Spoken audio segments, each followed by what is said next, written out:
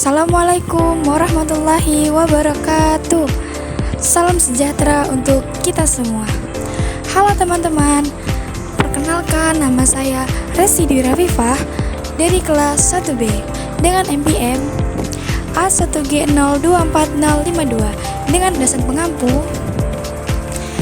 Pada kesempatan kali ini, kita akan membahas dua topik yang sangat penting dalam dunia pendidikan, yaitu filsafat pendidikan dan teori manajemen pendidikan. Mengapa sih topik ini penting? Karena filsafat pendidikan membantu kita memahami tujuan dan nilai-nilai mendasar yang menjadi landasan dari sistem pendidikan. Sementara, teori manajemen pendidikan adalah panduan bagaimana kita mengelola dan menjalankan sistem pendidikan agar lebih efektif dan efisien. Pengertian filsafat pendidikan.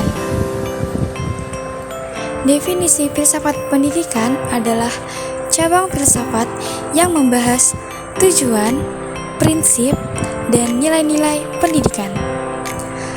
Fungsi filsafat pendidikan menjadi dasar dalam menentukan tujuan pendidikan, metode pengajaran, dan hubungan antara guru, siswa, serta masyarakat.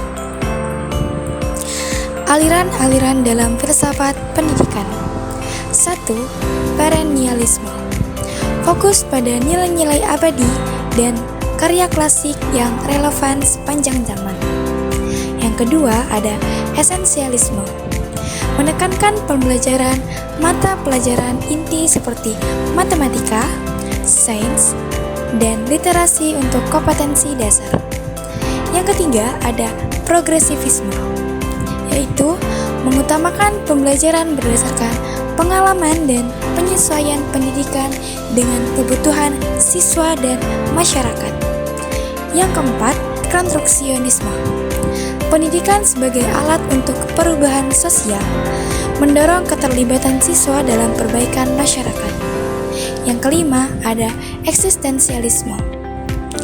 Mementingkan kebebasan individu untuk menentukan makna hidup melalui pendidikan. Peranan filsafat pendidikan. Menentukan tujuan pendidikan. Apakah pendidikan bertujuan untuk mencetak individu yang cerdas, bermoral, atau bebas berekspresi? Yang kedua ada metode pengajaran. Metode yang digunakan seperti pembelajaran berbasis pengalaman, diskusi, atau hafalan, bergantung pada filsafat pendidikan yang dianut. Yang ketiga, hubungan guru dan murid. Filsafat menentukan bagaimana interaksi antara guru dan murid seharusnya terjadi. Apakah otoritatif atau demokratis? Selanjutnya ada pengertian manajemen pendidikan.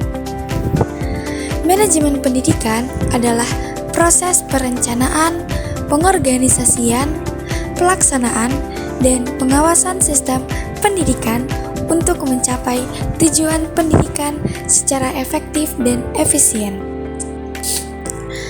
Teori-teori manajemen pendidikan.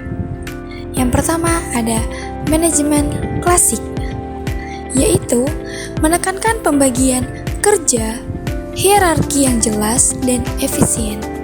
Tokoh Henry Fayol dan Frederick Taylor. Yang kedua, manajemen ilmiah. Pendekatan sistematis untuk meningkatkan efisiensi melalui analisis waktu dan gerakan. Yang ketiga, manajemen humanistik. Fokus pada kesejahteraan manusia dan motivasi staf serta siswa. Tokoh Abraham Maslow, Douglas MacGregor. Yang keempat, teori sistem. Pendidikan dipandang sebagai sistem dengan bagian-bagian yang saling berkaitan.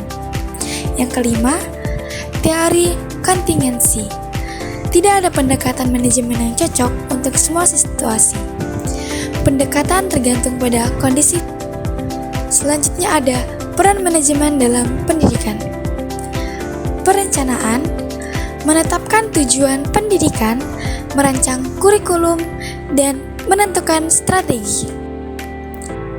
pengorganisasian, pembagian tugas, peraturan sumber daya, dan menciptakan struktur organisasi pendidikan yang efektif.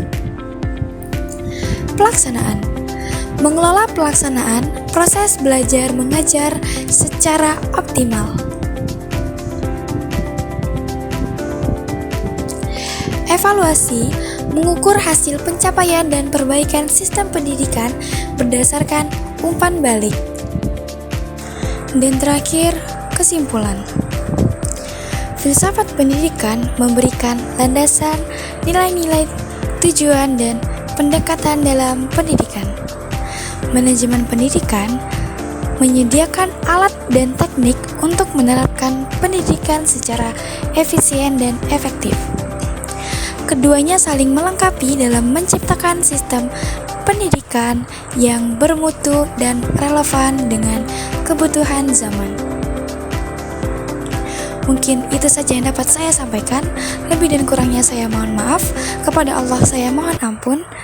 Wabillahi taufiq wal hidayah. Wassalamualaikum warahmatullahi wabarakatuh.